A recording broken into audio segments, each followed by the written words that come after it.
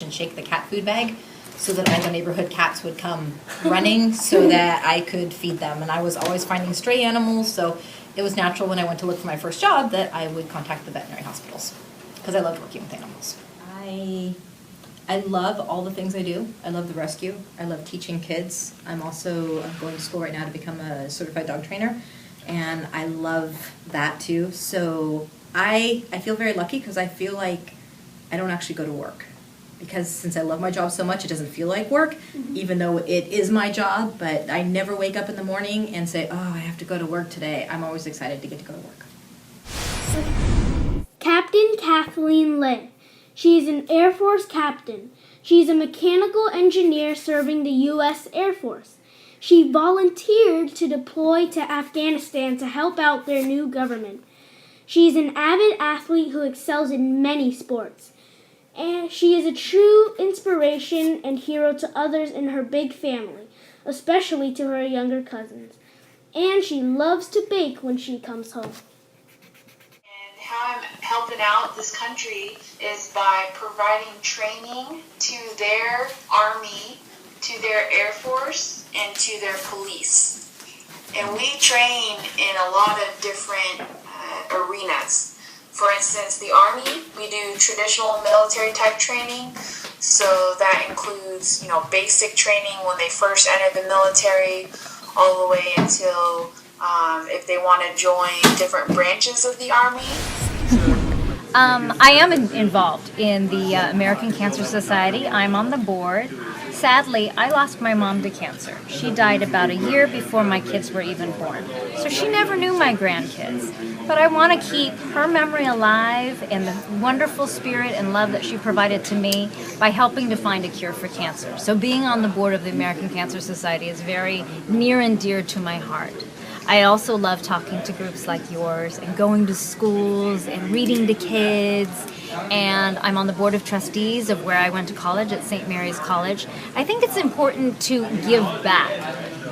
Places like my college gave me so much in life. It gave me the chance to thrive and succeed and become the person that I am today and get to my goals in life.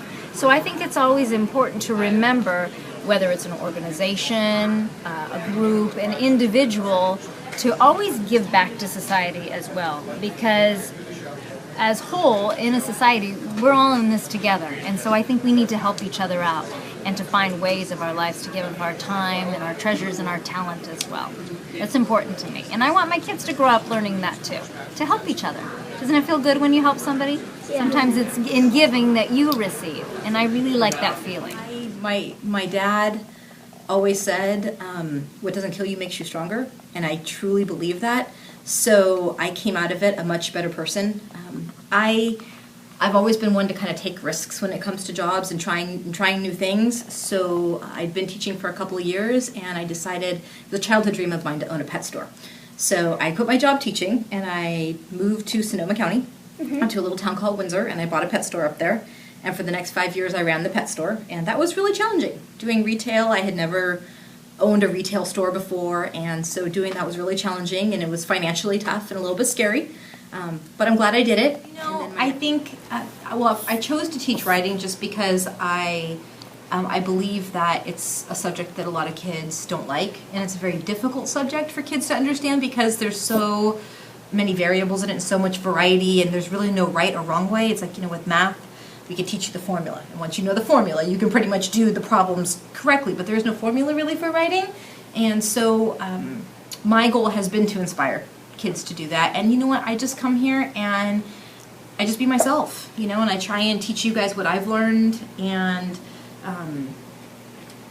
help you and encourage you. And I'm strict, as you know. I hold you guys to doing your work, but at the same time too, I try and make things fun and exciting and give you guys a chance to just kind of explore and try and find your voice. And that's the biggest thing I want my students to do, is I want them to find their own voice and their own writing style, not my writing style, not a writing style I want them to have, just whatever is there. So part of what I do is to teach writing skill, but the other part of what I want to do is I want to light a fire in students to like writing. Because if I can get them to like writing, then I feel like they're going to soar. There's nothing's going to stop them. But if they don't like writing, they're kind of limiting themselves. So that's my goal. Yes, I volunteered because I wanted to make a difference in this country, not only in this country, but also for our own U.S. interests, because ultimately, when you join the military, you're expected to deploy. We don't just stay stateside, or we don't just stay at our home base, but we deploy to different areas of the world so that we can make an impact. And that's really why I volunteered to be here. I think one of the biggest challenge that I've had in my adult life was when I was trying to write my dissertation. So do you guys know what a dissertation is? No. No? Okay. A dissertation is a really big book and it's something that you have to write if you're getting your doctorate degree. It's required before you graduate, and I had to write it when I was finished at my degree, and I remember working only part-time so I could work full-time, and I remember it took me about 4 or 5 months. I mean, it took me longer, but like the really intense writing, it took me 4 or 5 months. So just imagine your life, 4 or 5 days each week, having to sit down for like 7 or 8 hours and write. Could you imagine that? Could you imagine that? Have you guys done that yet? Maybe just one day. One day? Actually, well, I had to do it for 4 or 5 days a week for like 4.5, 5 months, non-stop. And I was very disciplined. But anyway, so that period of time was probably the most challenging for me, because every day you're like, okay, how many paragraphs did I write? Oh, did I write 1,000 words yet? You know, and you have to do that every day until you're done. So my dissertation, I know it's a big word, but I'm sure you'll hear it, and I hope you guys one day will get a chance to write one. But I really struggled, and it was hard, but you know, I look back now, and I'm glad I went through that experience, because for one, I have my dissertation completed, and it's like this big, but two, it really taught me that, you know, if I just push through, like I really have the ability to do something. Yeah, that's a good one. Even if people try to put you down or laugh at you, Yeah. the one thing that you should feel or take out of that is that you should try to work harder. Yeah, absolutely. That's a good one. Yeah. I mean, in fact, that probably gives you more strength, right? Yeah. You know what I mean? Like, I'm not going to give up, and in fact, I'm going to work even harder, you know? How about you, Katie? What's like the one thing that you have been able to take away just like, doing this exploration work? Well, I learned to believe in myself. Even when times are harsh, Yeah. I could always say, I can do it, I can do it. Of course, everyone is going to face challenges. That's life. But then it's not about how do you overcome difficulties. It's about what was your thinking when you face challenges. Do you just think, oh, I'm going to give a try, and then if it didn't work out, I'm just going to, throw in the towel and then just call it a quits? Or you actually prepare yourself and you wanted to know, why do I want to face this challenge? What's my end goal? What's my purpose? So if you know your dream, if you know your purpose, and then the process is not as important, and also it's not as daunting because you have a bigger goal at the end. So you just wanted to go through the challenges, and so it is the journey that we really treasure, because that's the process, and it's going to actually train us to become better. It does have a lot of challenges. So I was a scientist, and then of course I do cancer research. So science is not easy. Sometimes the science is repetitively, you feel like you're repeating a lot of them, and you're repeating a lot of experiments. You wanted to work hard, but you also want to work smart, and you wanted to have a good design, have the curiosity. But then it is not easy, right? It's not easy to have failures. It's not easy to have rejections. And maybe you can be tough enough to say, I'm going to tough it up to say, okay, I will continue to do this. If it is one time, it's easy. Can you do that 10 times? And then that's the difference. I think that's the difference between a winner and the people who give up. the great things that you guys are going to do. Pick a goal, pick a dream, and know that you can do anything in life. There's nothing that you can't achieve. If you want to do it, then go do it. Now, you may have to work for it. Don't expect it to be handed to you. Work for it. But you'll appreciate it so much more because you will have worked for it. You will have learned along the way. And you'll find that balance as well. There's nothing that you cannot do in life.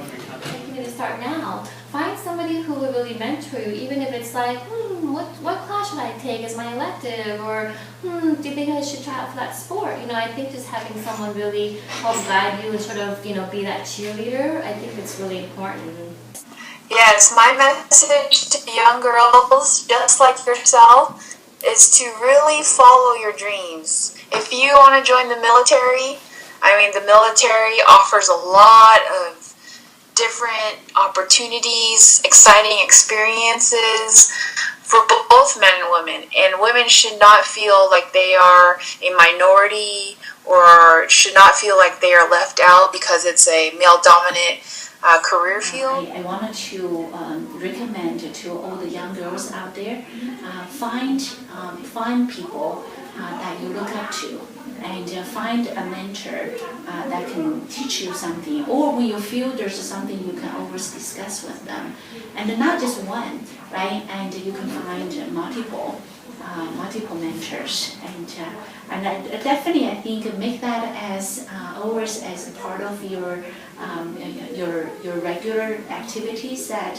you want to do, and all the good mentor, because it's more like pay it forward, right? Because someone helped me, someone actually mentored me, and it can be a teacher, and it can be a female faculty members at the university, and it can be just some business person that you run into, or can be your dentist, and and then other times it can be your parents, and it can be your mom.